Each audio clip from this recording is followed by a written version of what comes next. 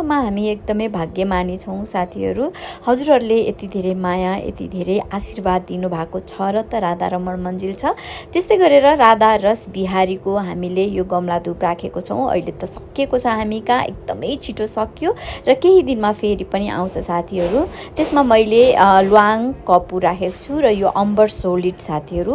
अम्बर solid यस्तो एउटा धुप हो जुन जसलाई शनि लागेको छ, शनि ग्रहले छोएको छ। साथीहरूले त घरमा दैनिक बाल्न चाहिँ एकदमै राम्रो छ। एकचोटि चाहिँ हजुरहरूले ट्राई पक्कै पनि गर्नुहोला। आज शनिबार पनि परेको हुनाले मैले अम्बर सोलिडलाई चाहिँ बालेँ र भोग पनि मैले तयार गरिसकेको छु साथीहरू। यसै क्रममा अब म यो घिउको बत्ती पनि एकदमै राम्रो छ, अद्भुत राम्रो छ। किनभने जस्तो पाए त्यस्तो सामानहरू हामीलाई साँच्चीकै मन पर्दैन, सुरुदेखि नै मन पर्दैन थियो र आजको दिनसम्म पनि मन पर्दैन।